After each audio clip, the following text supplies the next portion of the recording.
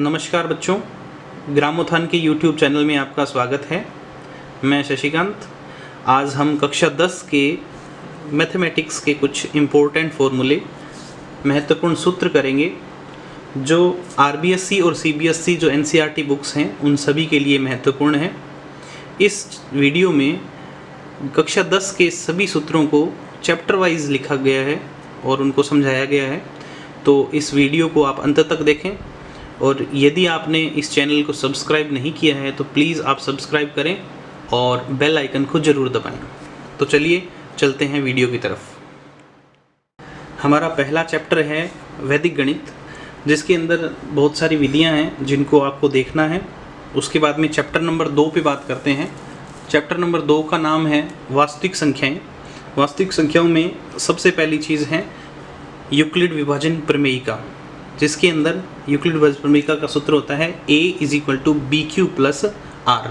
और यहाँ पे जो r है वो 0 और 0 से बड़ा होगा और b से छोटा होगा, इस बात का विशेष ध्यान रखें। उसके बाद में हम एक नियम देखते हैं, भाज्य बराबर भाजक × भागफल प्लस शेषफल। इसको समझने के लिए मैंने एक चित्र बनाया है नीचे, जिसमें देखो भाजक को मैंने ब्रैकेट से इस भाग से बाहर लिखा है।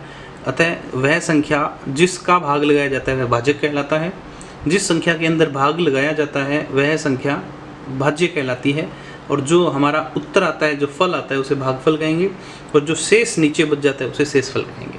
अतः हमें ये याद रखना है क्या कि भाज्य बराबर भाजक × भागफल प्लस शेषफल, इस बात का विशेष ध्यान रखें। चैप्टर नंबर 3 देखते हैं। चैप्टर नंबर 3 का नाम है बहुपद। बहुपद के अंदर हमारे को एक द्विघातीय समीकरण दे रखी होगी, जिसकी समीकरण है ax² + bx + c = 0। यहाँ से x के 2 मान आएंगे। इन x के 2 मानों को ही हम शून्यांक कहते हैं, जिन्हें हम अल्फ़ा और बीटा से डिनोट करते हैं।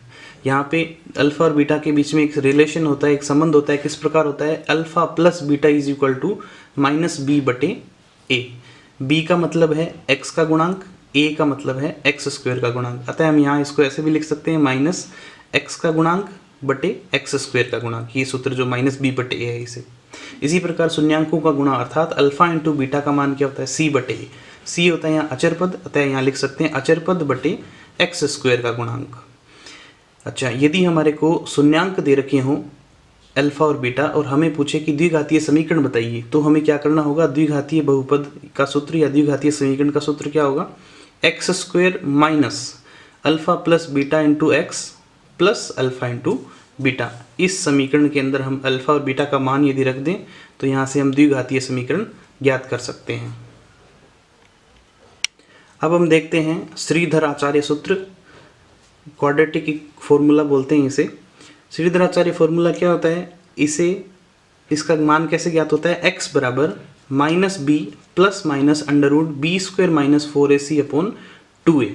ये श्रीधराचार्य फॉर्मूले का सूत्र है। यहाँ से द्विघातीय समीकरण से हम x का मान ज्ञात करते हैं।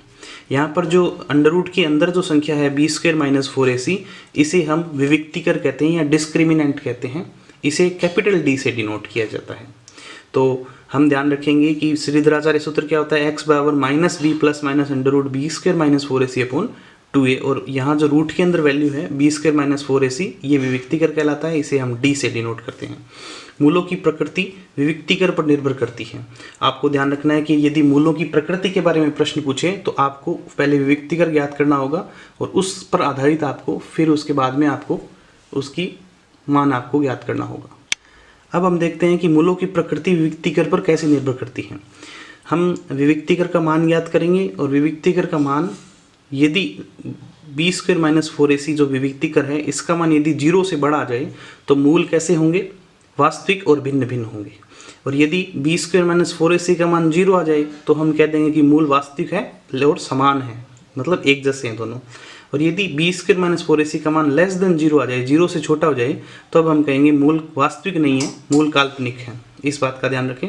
उसके बाद में हम आगे देखते हैं। देखो, HCF और LCM ज्ञात करने का प्रश्न आ सकता है। इसमें क्या होगा? यदि fx और gx दो व्यंजक हैं, वह इनके लघुत्तम समापवर्ती LCM और HCF, यदि HCF इस प्रकार और LCM लिखा जाए तो ये सूत्र आपको ध्यान रखना है LCM इंटू HCF किसके बराबर होगा, FX इंटू GX, मतलब जो दो व्यंजक हैं उनका गुणा महत्तम समापवर्तीय और लघुत्तम समापवर्तीय के बराबर होगा, ये आपको ध्यान रखना है। चैप्टर नंबर 4 है दो चरों वाले रैखिक समीकरण की एवं असमीकाएं। इसमें क्या होगा, हमारे को दो रैखिक समीकरण दे रखी होगी।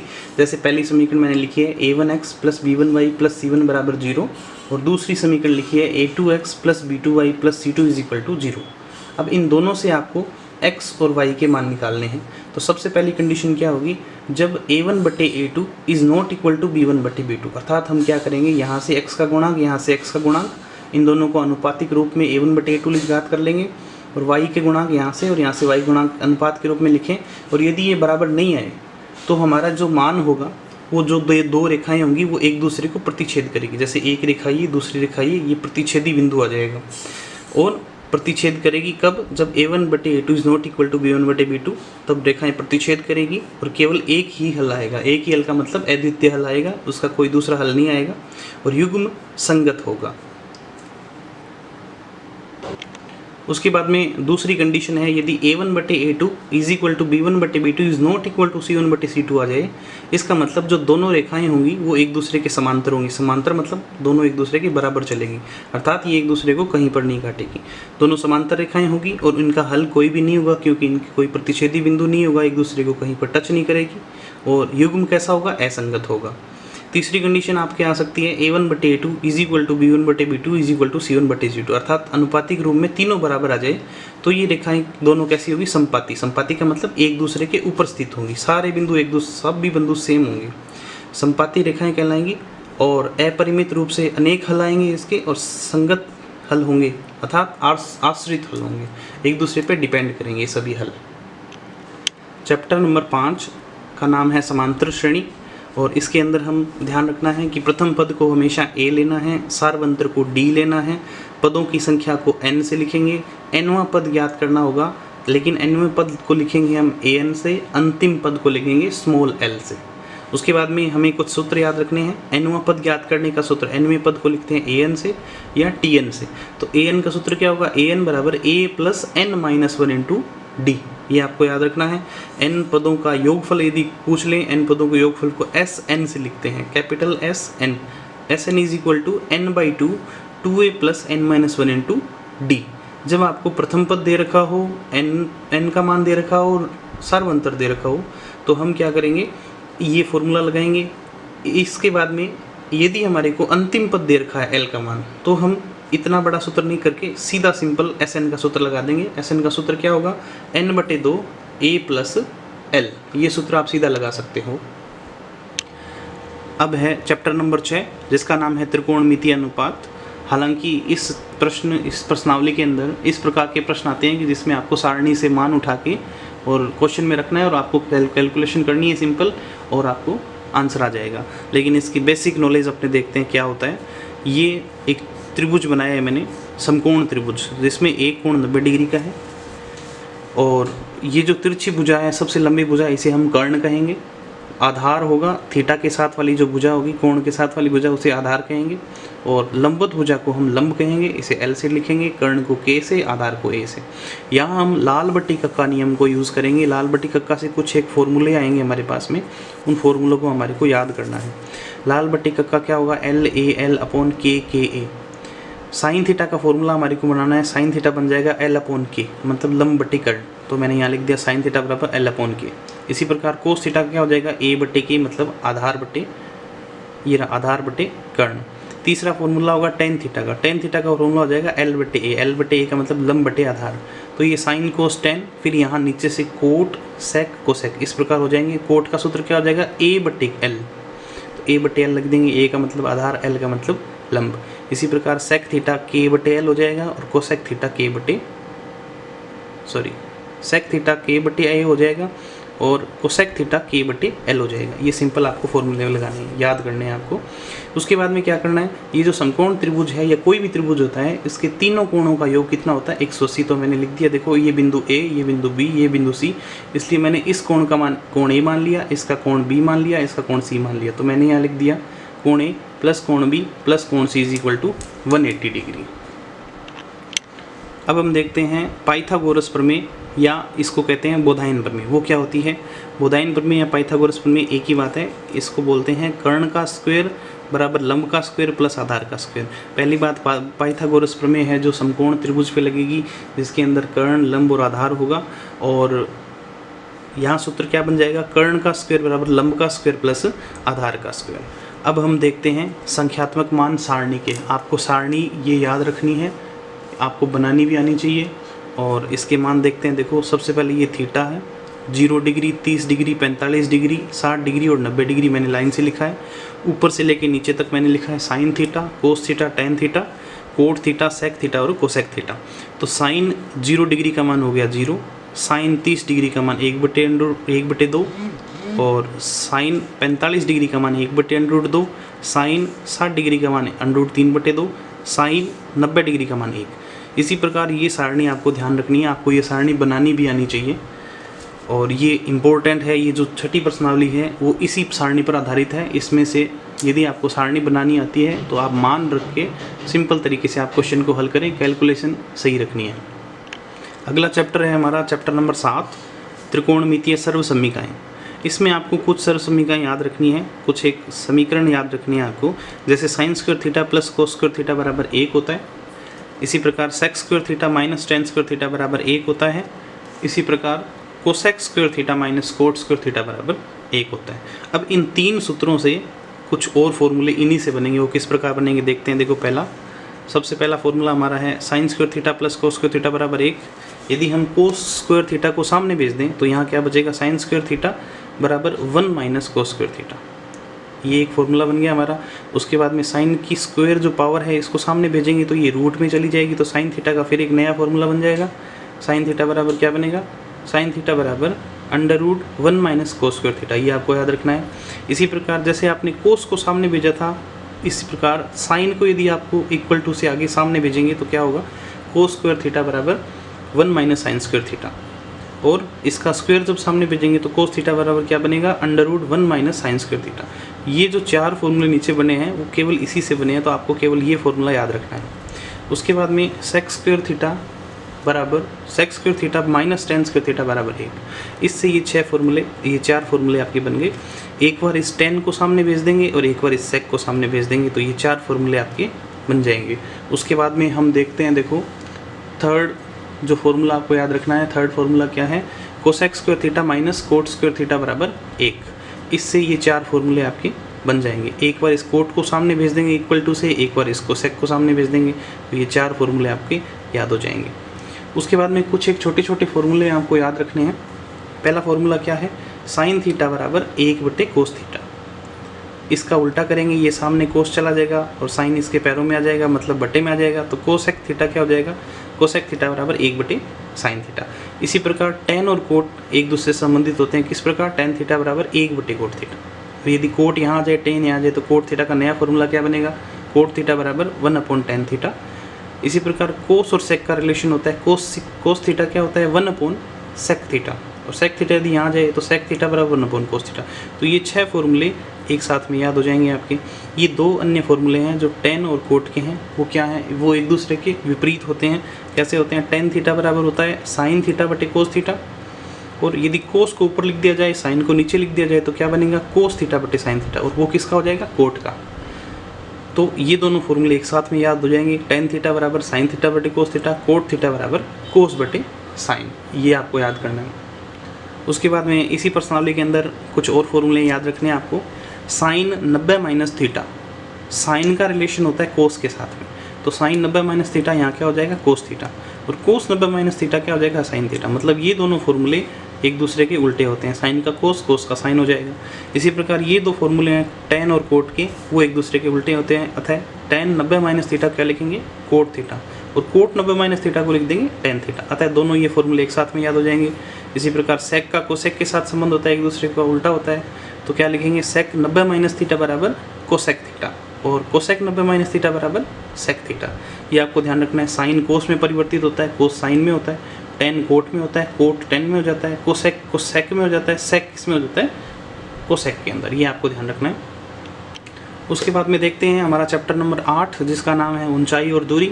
उसके अंदर आपको दो चीज़ें ध्यान रखनी है, उन्नयन कोण और अवनमन कोण। उन्नयन कोण और अवनमन कोण में क्या अंतर होता है? उन्नयन कोण वह कोण है जिसमें हम, ये मान लीजिए हमारी आँख है, ये क्षैतिज रेखा है, क्षैतिज मतलब सीधी रेखा, और ये हमारे आँख से ऊपर स्थित कोई वस्तु है पी वस्तु, उसको यदि हम देख रहे हैं तो इसको बोलते हैं दृष्टि रेखा। जब दृष्टि रेखा और क्षैतिज के साथ जो कोण बनता है उसे उन्नयन कोण थीटा बोलते हैं। कंडीशन ये है कि वस्तु क्षैतिज से ऊपर स्थित होनी चाहिए, ये उन्नयन कोण होता है। इसी प्रकार अवनमन कोण के बारे में देखते हैं। अवनमन कोण क्या होता है? यदि कोई वस्तु हमारी आँख से नीचे स्थित होती है तो हम इसे अवनमन कोण कहते हैं। क्षैतिज रेखा और दृष्टि रेखा के बीच बनने वाला कोण अवनमन कोण कहलाता है, थीटा से, जब हमारी वस्तु आँख से नीचे स्थित हो। अगला पाठ है हमारा पाठ 9, चैप्टर नंबर 9, जिसका नाम है निर्देशांक ज्यामिति। इसके अंदर आपको दो बिंदुओं के बीच की दूरी ज्ञात करनी होगी, उसे हम दूरी सूत्र भी कहेंगे। दूरी सूत्र का मतलब क्या हुआ कि कोई दो बिंदु हमें दे देंगे, ए बिंदु और बी बिंदु, उनके निर्देशांक दे दिए। मान लीजिए ए के निर्देशांक है x1 y1, बी के निर्देशांक है x2 y2, उनके बीच की दूरी ए बी ज्ञात करनी है। तो ए बी की सूत्र क्या होगा? ए बी बराबर √x2 - x1 का स्क्वायर प्लस y2 - y1 का स्क्वायर। मतलब इस बिंदु को इस बिंदु से घटाएंगे, x2 - x1 का whole square plus y2 - y1 का होल स्क्वायर के रूट लगा देंगे। ये हमारा a से लेके b तक की दूरी ज्ञात की जा सकती है। इसी प्रकार सेम यदि x1 है, इसको आगे पीछे कर दिया जाए, x1 - x2 कर दें तो भी उत्तर सही आएगा। तो सूत्र क्या बन जाएगा नया? x1 - x2 का whole square plus y1 - y2 का होल स्क्वायर का रूट। ये दोनों सूत्र सेम है, आप इन दोनों में से कोई भी यूज़ कर सकते हैं, उससे आपका आंसर सही निकलेगा। इसके बाद हमारा विभाजन सूत्र। विभाजन सूत्र में दो प्रकार के विभाजन सूत्र होंगे, एक होगा अंतः विभाजन सूत्र, एक होगा बाह्य विभाजन सूत्र। अंतः विभाजन सूत्र का मतलब हुआ कि किन्हीं दो बिंदुओं A और B के बीच में कोई बिंदु अंतः विभाजित करे C, जिसका अनुपात है m1:m2। m1:m2 में विभाजित करे तो इस बिंदु के निर्देशांक हमारे को ज्ञात करने होंगे। वो किस प्रकार होंगे? इसका सूत्र हो जाएगा x बराबर m1x2 प्लस m2x1 बटे m1 प्लस m2। इसी प्रकार y निर्देशांक के सूत्र हो जाएंगे m1y2 प्लस m2y1 बटे m1 प्लस m2। कब सूत्र लगेंगे ये दोनों? जब अंतः विभाजित करें, मतलब बीच में वो बिंदु हो दोनों रेखाओं के, तब ये दोनों सूत्र लगेंगे। यदि बाह्य विभाजन का मतलब कोई बिंदु A है, कोई बिंदु B है और बाह्य बिंदु C इस AB रेखा को बाह्य विभाजित करता है किस अनुपात में? m1:m2 में। तो सूत्र क्या हो जाएगा? x बराबर m1x2 माइनस m2x1 बटे m1 माइनस m2। ये x निर्देशांक ज्ञात हो जाएगा। y निर्देशांक कैसे होगा? m1y2 माइनस m2y1 बटे m1 माइनस m2। ध्यान रखना है, यहाँ प्लस हो तो अंतः विभाजन होगा, यहाँ यदि माइनस हो बीच में तो ये बाह्य विभाजन का सूत्र बन जाएगा। इसी प्रकार मध्य बिंदु के निर्देशांक यदि हमें ज्ञात करने पड़े, अर्थात किसी बिंदु A और B बिंदु को मिलाने वाली इस रेखा के मध्य बिंदु के निर्देशांक ज्ञात करने पड़े, तो हमें क्या करना है? जैसे मान लीजिए x1 y1 कोई बिंदु A है, इसी प्रकार B बिंदु के निर्देशांक x2 y2 है और मध्य बिंदु के निर्देशांक मान लीजिए P है, बिंदु P है जिसके निर्देशांक x और y है। तो इसका सिंपल फॉर्मूला हो जाएगा x बराबर x1 प्लस x2 बटे 2 और y बराबर y1 प्लस y2 बटे 2। इससे हम मध्य बिंदु के निर्देशांक ज्ञात कर सकते हैं। इसके बाद देखते हैं त्रिभुज का क्षेत्रफल। कब? जब तीन बिंदु दे रखे हों, बिंदु A, बिंदु B, बिंदु C। इन तीनों बिंदुओं को मिलाने वाली रेखा से बनने वाले त्रिभुज का क्षेत्रफल यदि ज्ञात करना पड़े, अर्थात A के निर्देशांक दे रखे हों, B के निर्देशांक दे रखे हों, C के निर्देशांक दे रखे हों, तो हम ये सिंपल सा फॉर्मूला है, इस फॉर्मूले को याद करेंगे और इस क्वेश्चन के अंदर ये फॉर्मूला अप्लाई करके इसका क्षेत्रफल याद कर लेंगे। कैसे होगा? सूत्र क्या है? 1/2 bracket x1 bracket y2 minus y3 plus x2 y3 minus y1 plus x3 y1 minus y2। ये सूत्र आपको याद रखना है, इस सूत्र को आप नोट कर सकते हैं। यदि इस त्रिभुज का क्षेत्रफल 0 है या फिर हम ऐसे कहें कि तीनों बिंदु संरेख में हैं, तो हम क्या कहेंगे? इस सूत्र के बराबर में 0 कर देंगे तो 1/2 0 हो जाएगा सामने जाके। तो नया सूत्र क्या बन जाएगा? x1 bracket y2 minus y3 plus x2 y3 minus y1 plus x3 y1 minus y2 is equal to 0। कब? जब तीनों बिंदु संरेख में हैं, अर्थात एक ही रेखा पर स्थित है या उनका क्षेत्रफल 0 है। हमारा अगला चैप्टर है चैप्टर नंबर 11, जिसका नाम है समरूपता। समरूपता चैप्टर के अंदर हमारे को एक बहुत ही इंपॉर्टेंट थ्योरम है जिसको आपको डिराइव करना भी आना चाहिए। तो ये थ्योरम है आधारभूत अनुपातिकता प्रमेय। या इसे हम थेल्स प्रमेय भी कहते हैं। थेल्स प्रमेय क्या होती है, एक त्रिभुज है ABC, इसमें हम BC भुजा के समांतर एक भुजा खींच देते हैं DE। यदि ये भुजा DE भुजा BC भुजा के समांतर है, अर्थात ये भुजा इसके समांतर है, तो हम यहाँ पे नियम लगा सकते हैं AD बटे AB बराबर AE बटे AC। एक तो ये लगा सकते हैं, दूसरा क्या लगा सकते हैं, AB बटे AD बराबर AC बटे AE, ये लगा सकते हैं। तो इस थेल्स प्रमेय की मैं कथन बताता हूँ आपको। किसी त्रिभुज की एक भुजा के समांतर खींची गई रेखा त्रिभुज की शेष दो भुजाओं को प्रतिच्छेद करे तो यह दोनों भुजाओं को समान अनुपात में विभाजित करती है। ये थेल्स प्रमेय है, आपको इसको याद करना है, और ये 3 नियम जो मैंने अभी आपको बताए वो आपको याद करने हैं। अगला हमारा चैप्टर है चैप्टर नंबर 15, वृत्त की परिधि एवं क्षेत्रफल। देखिए भाई, वृत्त एक मैंने ये वृत्त बनाया, इसमें केंद्र बिंदु से परिधि को मिलाने वाली सीधी रेखा त्रिज्या कहलाती है। उसके बाद में एक वृत्त बनाया जिसमें 2 त्रिज्याएं बनाई, और दोनों त्रिज्याओं के बीच का जो क्षेत्र है इसे हम कहेंगे त्रिज्याखंड।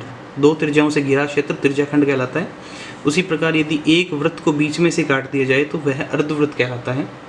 और व्यास की परिभाषा क्या होती है, सबसे लंबी जीवा, अर्थात वह जीवा जो केंद्र बिंदु से होकर गुजरे, केंद्र बिंदु अर्थात ये बीच का बिंदु, इससे होकर गुजरे, वो व्यास कहलाता है। और ये एक वृत्त है, इसको एक जीवा काट रही है तो एक ऊपर वृत्तखंड बन जाएगा, एक नीचे वृत्तखंड बन जाएगा। बड़ा हिस्सा होगा वो दीर्घ वृत्तखंड कहलाता है, और छोटा जो वृत्तखंड होता है वो लघु वृत्तखंड कहलाता है। अब इन पर आधारित कुछ क्वेश्चंस, कुछ फॉर्मूले हैं वो हम देखते हैं। सबसे पहला फॉर्मूला हमारा है त्रिज्या को हम R से लिखते हैं, ये ध्यान रखना है। व्यास को D से लिखना है। त्रिज्या और व्यास के अंदर संबंध होता है D बराबर 2R, मतलब त्रिज्या का डबल करेंगे तब हम व्यास प्राप्त कर लेंगे। उसके बाद में छोटे छोटे फॉर्मूले आपको ध्यान रखनी है। वृत्त का क्षेत्रफल होता है πr²। अर्धवृत्त का क्षेत्रफल, अर्धवृत्त का मतलब वृत्त के क्षेत्रफल को आधा कर दो, मतलब 2 का भाग लगा दो, तो πr² बटे 2। चतुर्थांश का क्षेत्रफल, चतुर्थांश का मतलब होता है चौथा हिस्सा वृत्त का, तो इसका मतलब 4 से भाग लगा दो, तो πr²/4। त्रिज्याखंड का क्षेत्रफल, त्रिज्याखंड के क्षेत्रफल का सूत्र क्या होता है, θ/360 × πr²। ये आपको ध्यान रखना है। लघु वृत्तखंड का सूत्र क्या होता है, लघु वृत्तखंड के क्षेत्रफल का सूत्र θ/360 × πr² - 1/2 r² sin θ। ये आपको सूत्र याद रखना है। जब आपको लघु वृत्तखंड का क्षेत्रफल याद करना हो तो हम ये सूत्र लगा देंगे। उसके बाद में दीर्घ वृत्तखंड का क्षेत्रफल, दीर्घ वृत्तखंड के क्षेत्रफल में क्या करना है, इस थीटा की जगह आपको 360 - θ लिखना है, और सेम एज इट इज़ वही सूत्र होगा। लघु और दीर्घ के अंदर इतना ही अंतर है कि यहाँ थीटा होता है, तो उसको 360 में से घटा दो तो वो लघु से दीर्घ वृत्तखंड के सूत्र में परिवर्तित हो जाता है। उसके बाद में वृत्त की परिधि या उसका परिमाप, वृत्त की परिधि कह लो या वृत्त का परिमाप कह लो, उसका सूत्र होता है 2πr, ये आपको याद रखना है। त्रिज्याखंड के चाप की लंबाई, त्रिज्याखंड के चाप की लंबाई याद करनी पड़े, उसको हम लिखते हैं L से, चाप को लिखते हैं L से। L बराबर होता है θ/360 × 2πr, ये सूत्र आपको याद रखना है। उसके बाद अगला चैप्टर है हमारा चैप्टर नंबर 16, पृष्ठीय क्षेत्रफल एवं आयतन। सबसे पहले हम घनाभ देखते हैं। घनाभ का मतलब ये है जिसकी लंबाई, चौड़ाई और ऊंचाई बराबर नहीं हो, वह घनाभ कहलाता है। और घनाभ में सबसे पहले आपको फॉर्मूला याद रखना है, कमरे की चारों दीवारों का क्षेत्रफल। कमरों की चारों दीवारों का क्षेत्रफल का सूत्र होता है 2 × ऊंचाई ब्रैकेट लंबाई प्लस चौड़ाई, ये आपको ध्यान रखना है। घनाभ का संपूर्ण पृष्ठीय क्षेत्रफल आपको ध्यान रखना होगा। घनाभ का संपूर्ण पृष्ठीय क्षेत्रफल होता है 2 ब्रैकेट LB + BH + HL। तीसरा सूत्र है घनाभ का आयतन। घनाभ के आयतन के अंदर लंबाई × चौड़ाई × ऊंचाई या L × B × H आप लिख सकते हैं। घनाभ के विकर्ण का सूत्र, घनाभ का विकर्ण का सूत्र होगा √L² + B² + H², ये सूत्र आपको ध्यान रखना है। उसके बाद हम घन पे बात करते हैं। हमारा अगला चैप्टर है चैप्टर नंबर 16, जिसका नाम है पृष्ठीय क्षेत्रफल एवं आयतन, जिसमें सबसे पहले हम घनाभ के बारे में देखते हैं।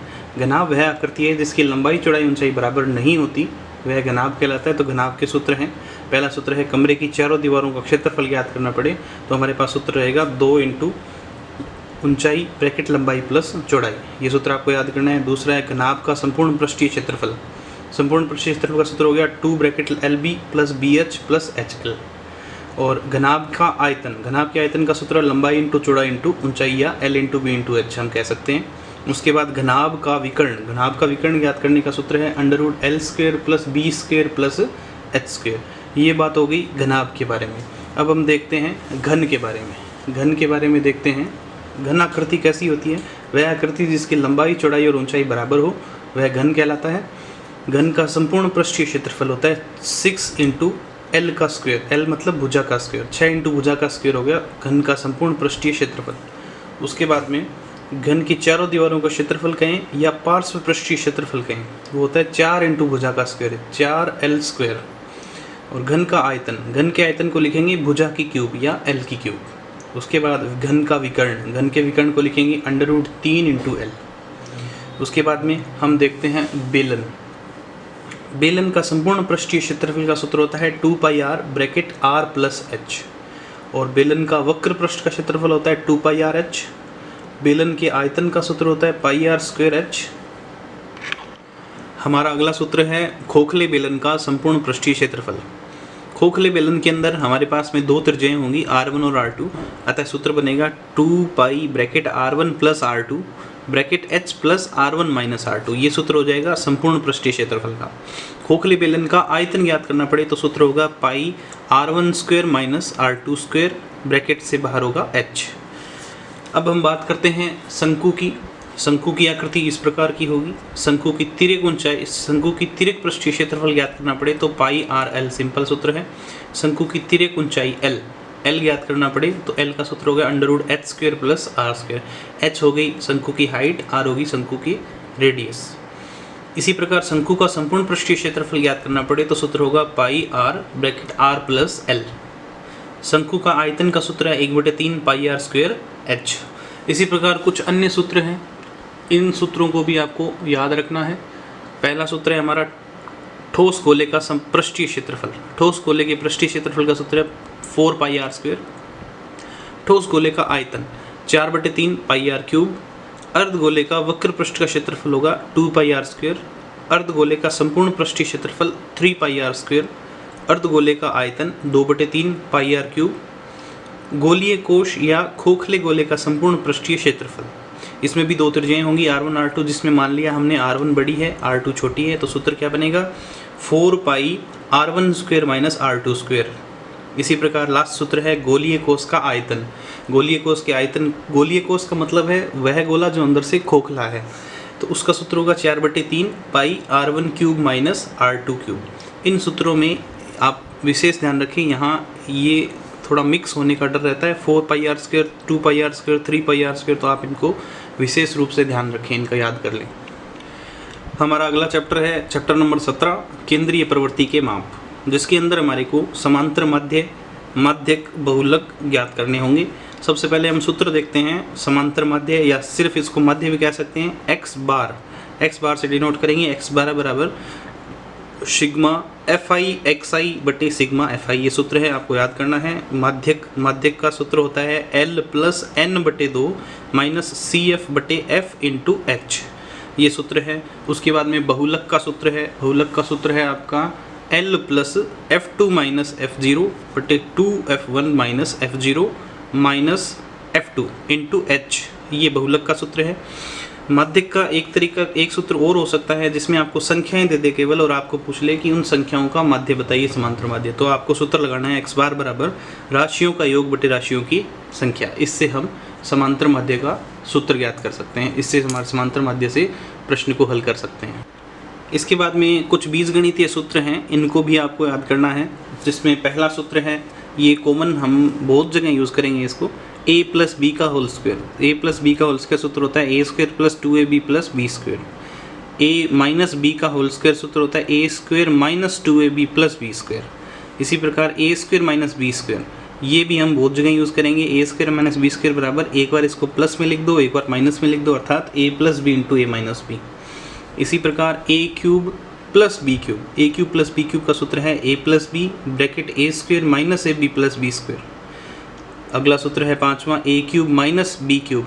a cube minus B cube का सूत्र है, उसको लिखेंगे हम a minus B is equal to A square plus A B plus B square. इसी प्रकार a प्लस बी का whole cube, a plus B का होल क्यूब का सूत्र है a cube plus B cube plus 3a square B plus 3ab square. इसी प्रकार a minus B का होल क्यूब का सूत्र है a cube minus B cube minus 3a square B plus 3ab square.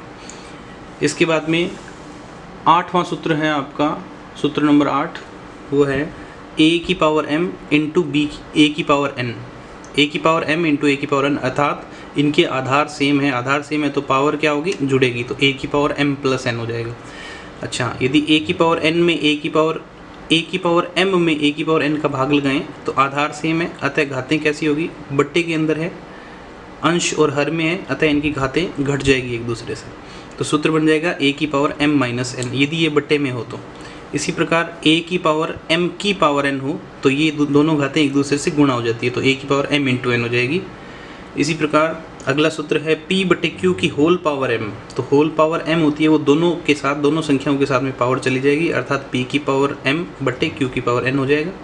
अगला सूत्र है अगला सूत्र है हमारा अंडर रूट x की स्क्वायर। अंडर रूट x की स्क्वायर से क्या होगा, रूट से स्क्वायर कट जाएगा और केवल x बच जाएगा यहाँ पे।